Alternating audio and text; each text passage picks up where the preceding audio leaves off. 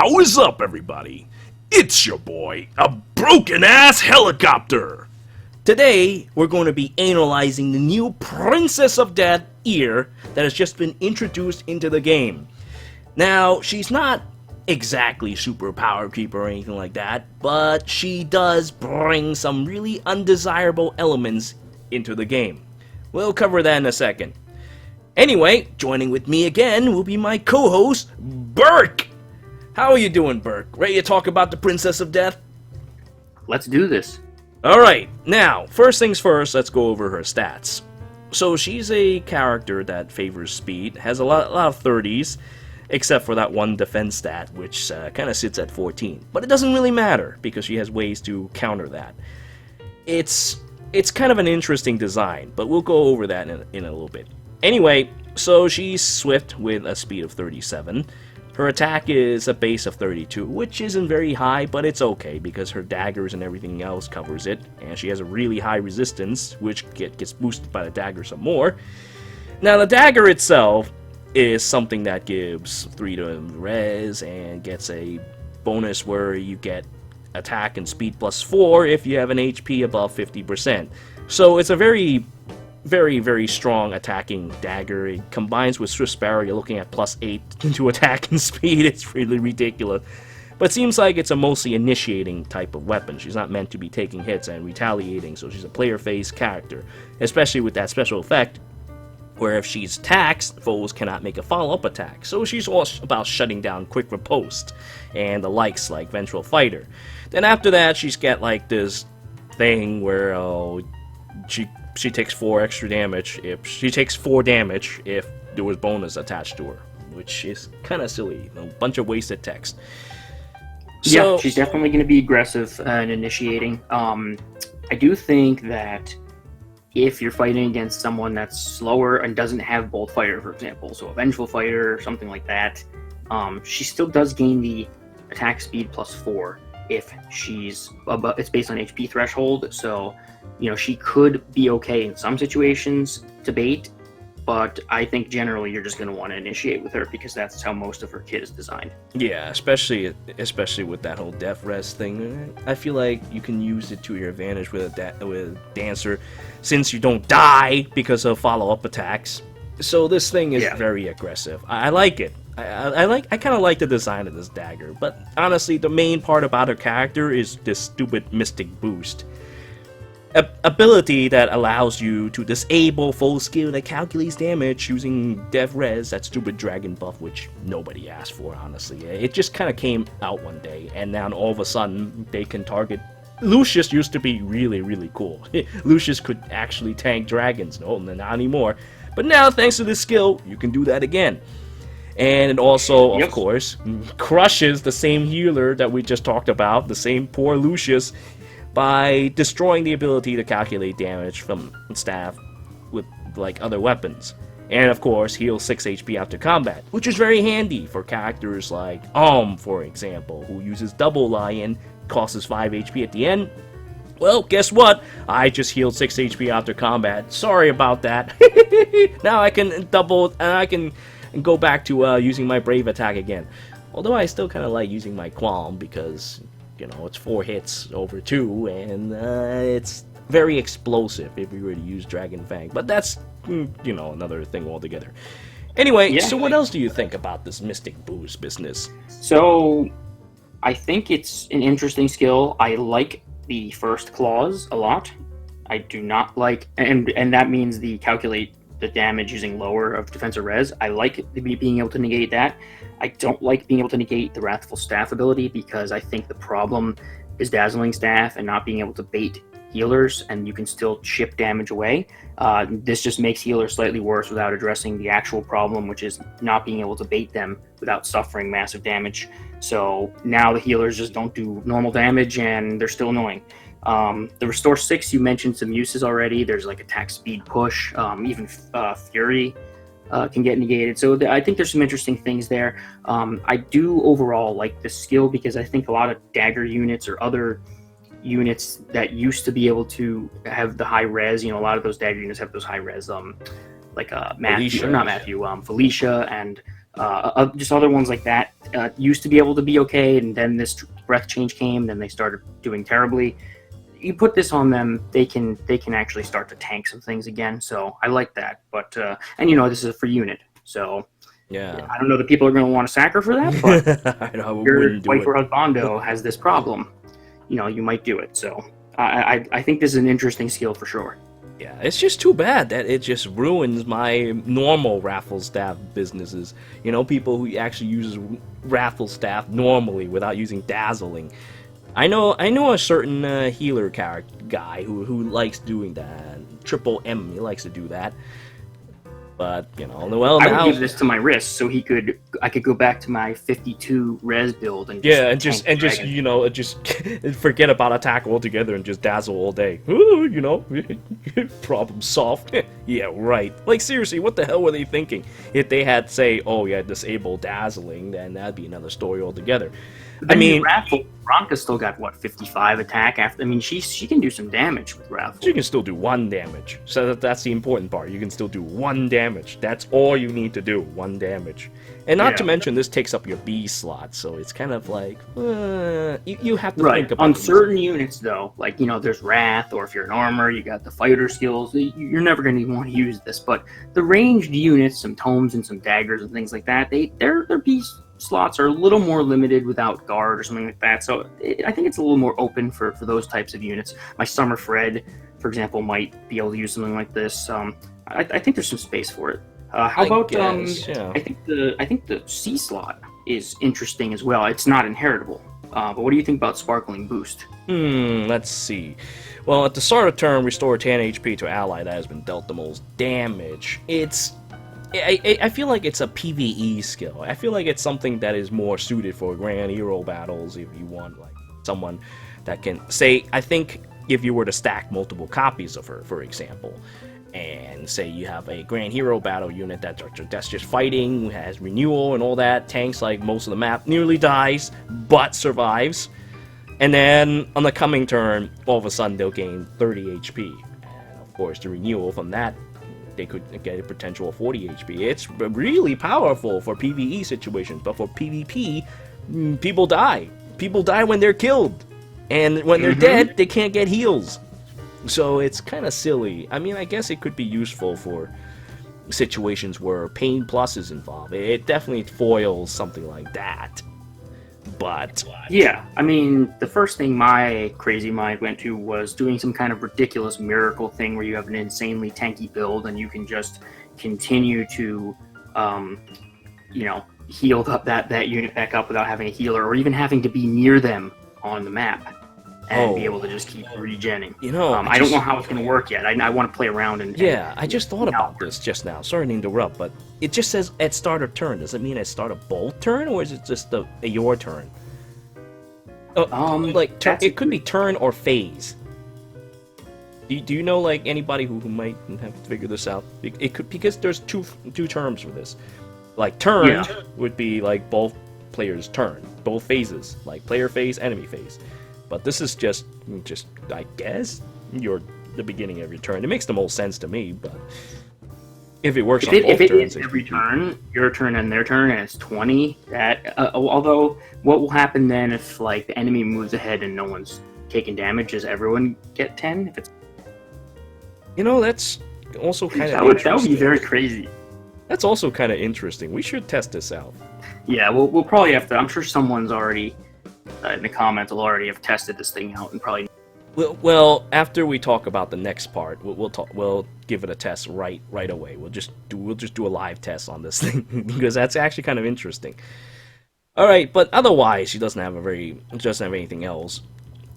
So that's about it for her as a character. I think she's a specialized counter type character with a interesting way to heal friends, but. And being a ranged flyer, I mean, it's obviously way better to be a tome unit or dealing magic.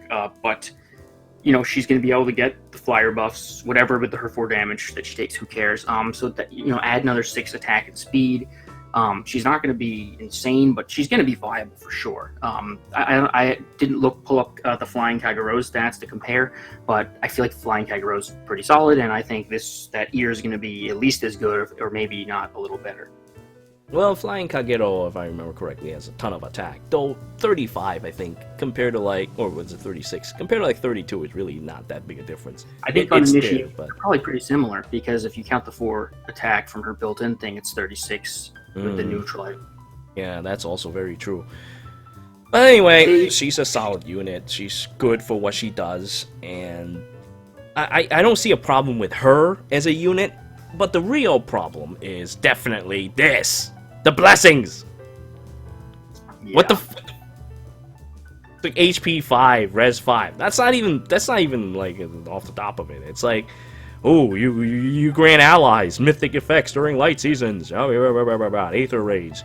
If you boost light allies during that time, you're looking at something, say we have 5 allies, something in the tunes of 40 extra Aether each battle. And then there's a second part, which allows boosting the number of merges. I mean, look at this. The second part sickens me to no end. Aether Raids is supposed to be, free from merges and free from BST and all that garbage. And now all of a sudden this thing shows up. What do you think about all this? I hate it. This is the worst, one of the worst changes, if not the worst, that they've made. The draw of this mode for many people is that you can get your 100 lift if you have whatever. You have to slap a bonus unit on, but the bonus unit doesn't require merges, which is a big deal. You can put your unmerged small Zora out there and you can get full score. Now, that's not going to be the case anymore. So this is just going to be just like Arena and Arena Assault. You're going to feel handicapped if you don't whale. Yeah, I'm sure that the Aether tier raids, you'll still be okay and you slowly go up, but this is a very feel-bad moment, and they took the biggest draw of this mode and just got rid of it immediately. Like, a month into this mode, they already added a merge factor.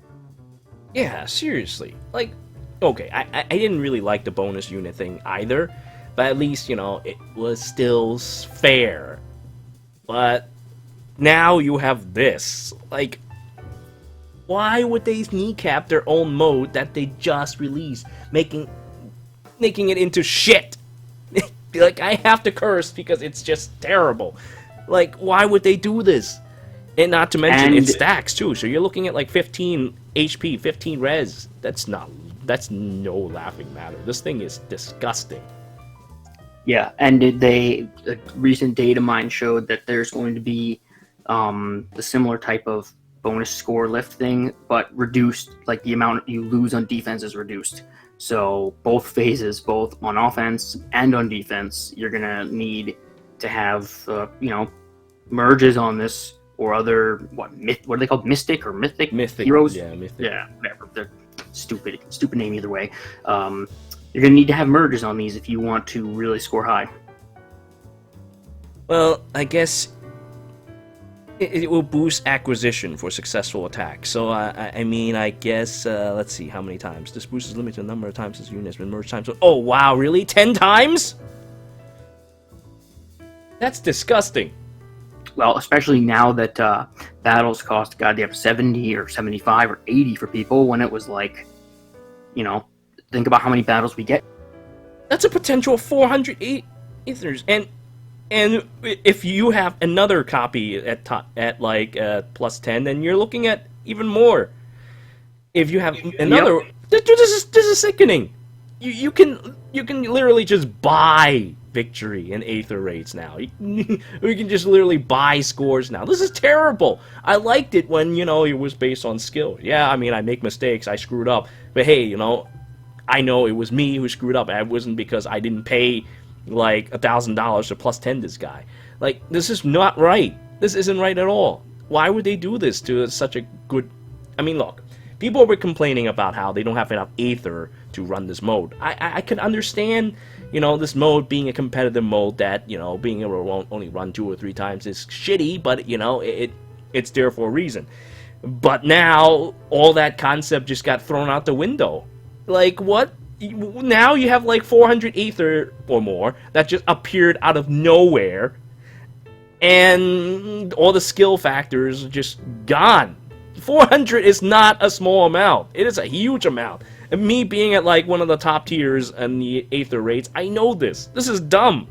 I'm still complaining about this. You know, people have been saying on comments, why are you whining? Why do you whine about this and that? Well, I don't know, man. I like to actually be a competitive player, because if you're not, then what the hell are you playing this game for? Are you just collecting heroes, watch them just grow molds, fighting like grand hero battles that come like once in a while, and once you beat them, that's it? Like, seriously, we need something to do with our heroes that we get. Aether Raids was a great step forward to that, but now they brought this. Like, what am I going to do with this game? Like, I'm still going to play the game, but I'm not going to take anything seriously anymore, because there's no reason to take it seriously anymore. Anyway, I'm sorry I went on a long rant, but, you know, what else do you have to say? I was just soaking that in.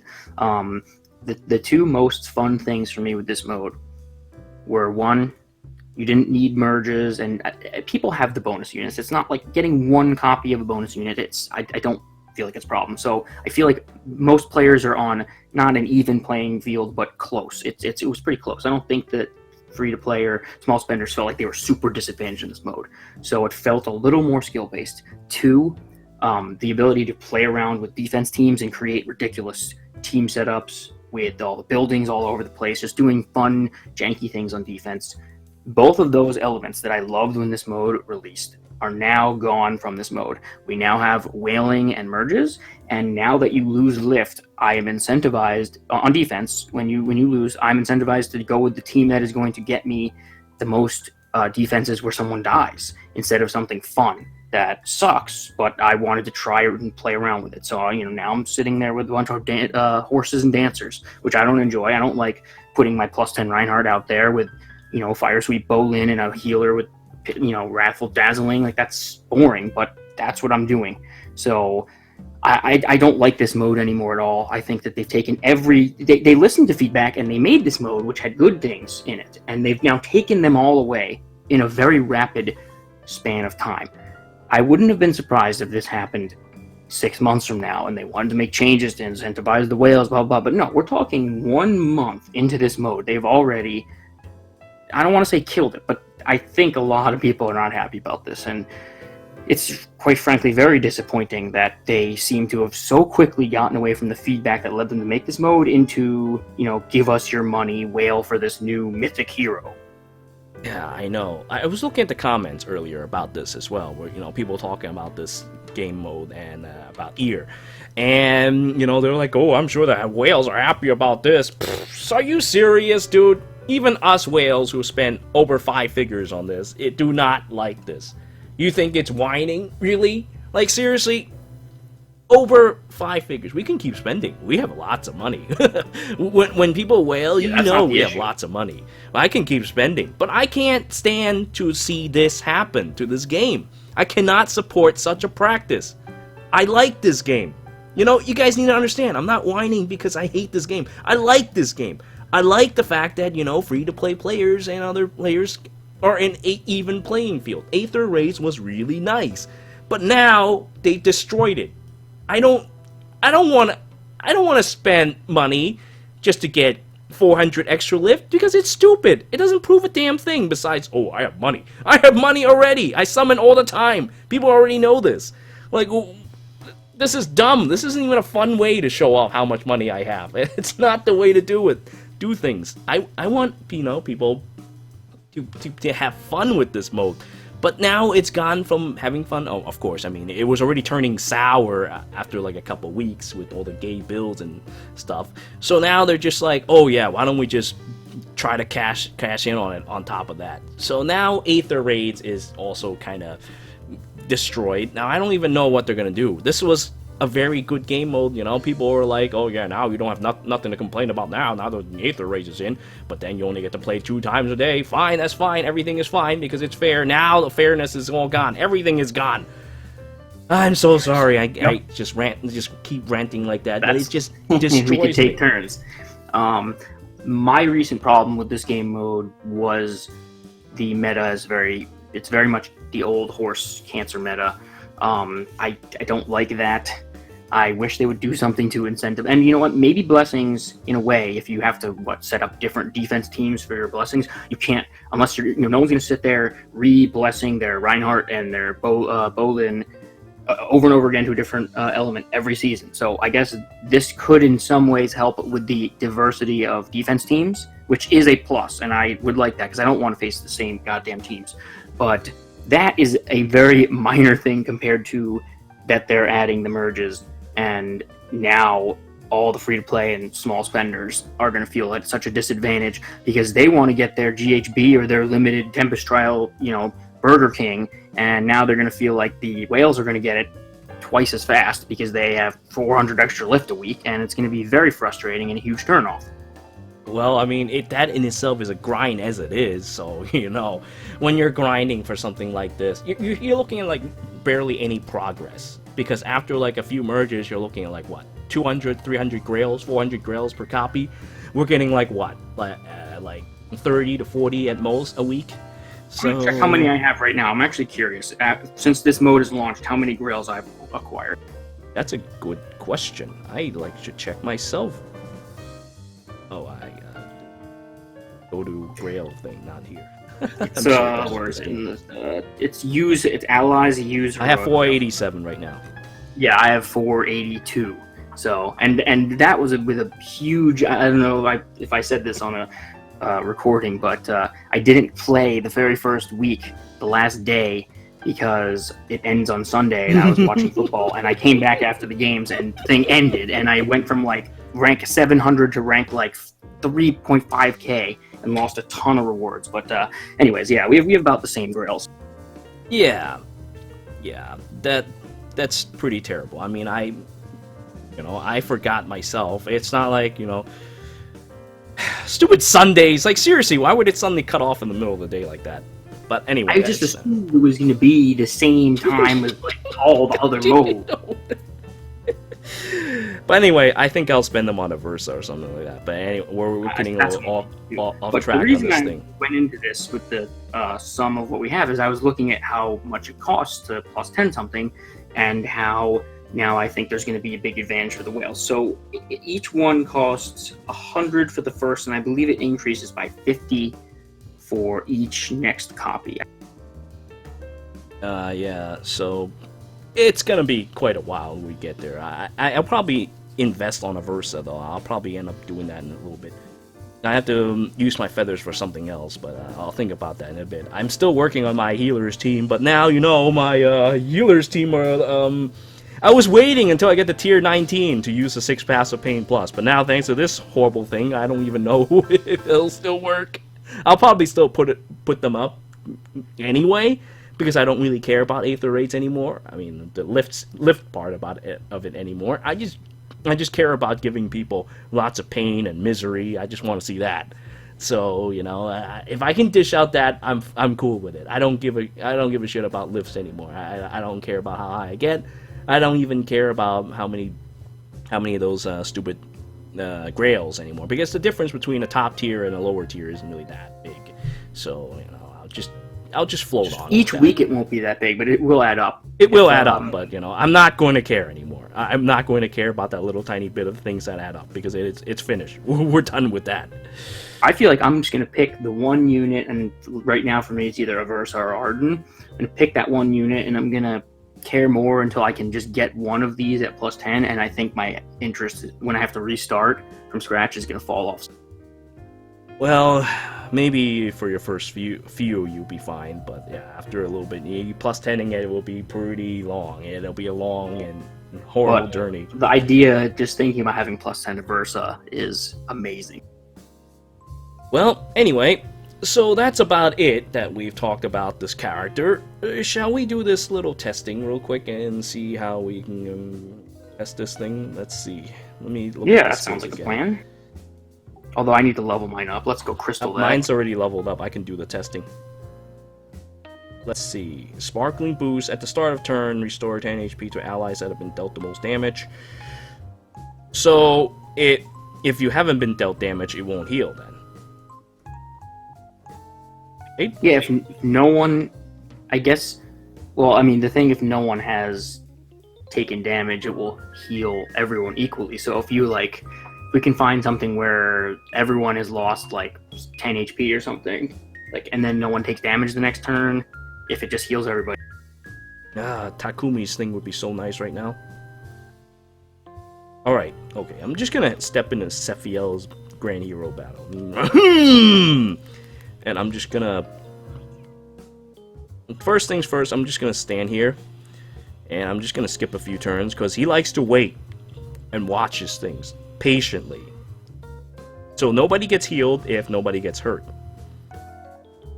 Now I'm gonna go and start fighting. I'm gonna go toss in Hansel Despacito. I couldn't toss him, so I'm just gonna stand here, let Anna get hit by a red refrigerator, no, red mage. Okay, so Anna got hit, and then the skill procced 10. So it didn't. No wait, hold on, wait. Maybe it can work on the enemy turn. I'm gonna pull back now, and I'm gonna see if it works on the enemy turn.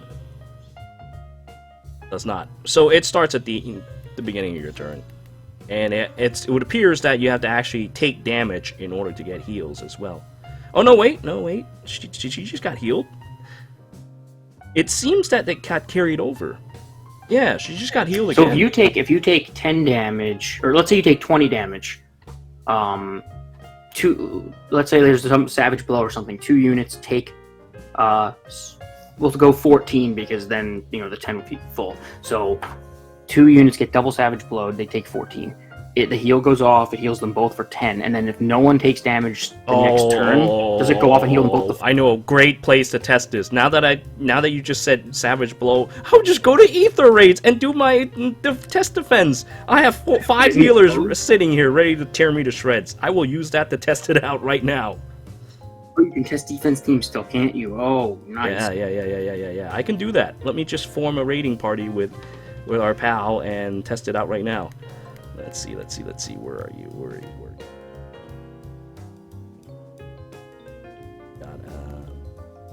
Got brain damage. I can't find her. Oh, there. Okay. I can't believe I didn't think about this until now. Until you mentioned Savage Blow. And wait a minute, Savage Blow? That can only mean one thing. Okay.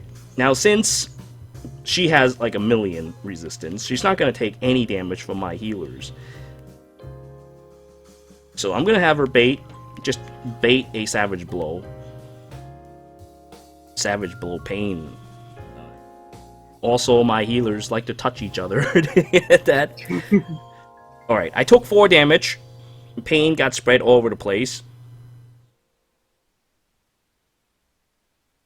Oh! That's not right. That's not right at all. Did everyone get healed? That's terrible. It heals pain damage, and all 3 of them got healed for 10. Yep. So That's terrible. This thing will destroy the 6 Paths of Pain Plus. I don't like this thing whatsoever. This thing will destroy the 6 Paths of Pain Plus. What the hell? All 3 of them got healed. And the worst part of it is everyone has. Damn it, my 6 Paths of Pain Plus. Oh god. Though Sakura still does 4 damage to me though. That's actually kind of scary. Well, it's still only 10 HP. It's not so bad, and unless you have like multiple copies of her running around, which is possible. But I highly doubt that. They'll probably just merge, like... Most people can't even merge. Like, seriously. It's not so horrible. Well, I think that we will... I do think that we are going to see some low merge around for even free-to-plays, because she's coming out, I believe, in 45 minutes on a Hero Fest 5% focus. So I think people are going to summon for her, and probably, we'll see +2, +3s around, I think. Yeah, probably. Well, regardless, this thing will hurt my healers a bit. This will hurt my Pain Plus a little bit, because all 3 of them got healed at the start of the turn. Let's see. That's pretty strong. Yeah, at the start of an enemy turn, I don't get healed, so it's definitely a heal on my turn thing. But look, I just took 17 damage to my whole team, and then whoop, they all got 10.